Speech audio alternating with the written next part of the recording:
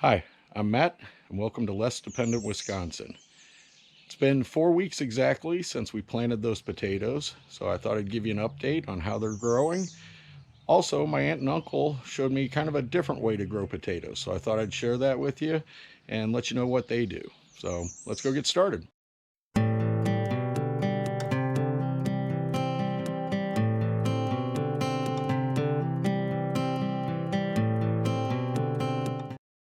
So after the last potato video, my aunt and uncle contacted me. They live in Missouri and they wanted to share with me how they grow potatoes.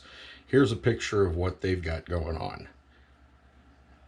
Okay, and it's basically the same concept as a container. They've made basically a garden with chicken wire, and what they do is they place the potato directly on the ground and then mound it up with only straw. Okay, when the potato grows through the straw, it's got some leaves on it, then we go ahead and mound it up. And here's a picture of what theirs looks like after they mounded it up the second time. Okay, so I had extra potatoes. I decided I was going to do something very similar. What I did was, out next to the potatoes I planted, I dug down about 2 inches just to give myself a little more room, laid the potatoes on the ground, mounded it up with straw, and they started growing. So let's go outside and take a look. Okay, so this is the potato growing area. As you can see, we've got the bucket potatoes on the left. Right here in the center now are the ones we planted in the ground. And then the far right are the ones that are just done in straw, like my aunt and uncle suggested. So these two buckets were the cut baby reds. I did have a drainage problem, so after I planted them, so I stirred them up really good, added some more straw. They finally poked their heads through and they're doing good. These were the whole baby reds.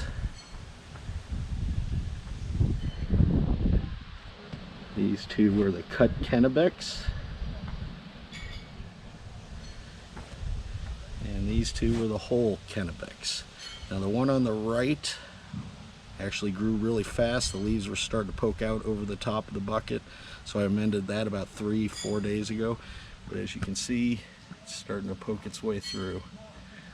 So that was an extra bucket of baby reds. I think I planted 3 in there. And the ones in the ground are doing really well. As you can see, we've got some storms coming, so I want to get these amended and held up before the storms tomorrow. And the ones I did in straw are just starting to come up, looking really good. They were just extra seed potatoes that I had. So thanks for the tip on that, Aunt Barb and Uncle Bob. Okay, so to amend these potatoes and hill them up, sprinkle our topsoil in there.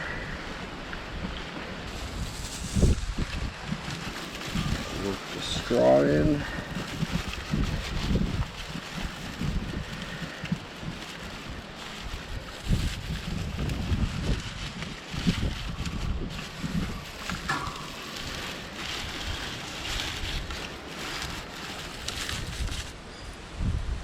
Put a little more soil in.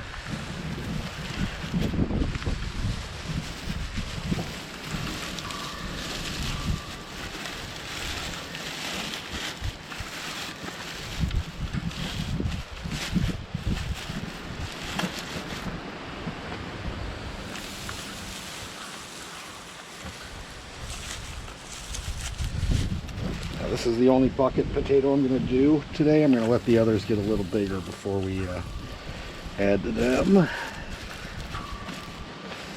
Finally, one last layer of straw.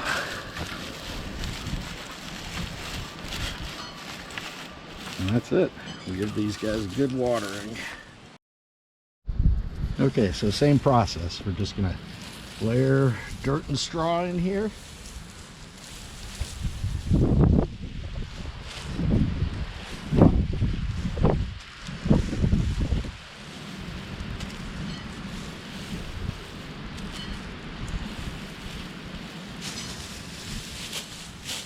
Straw around it.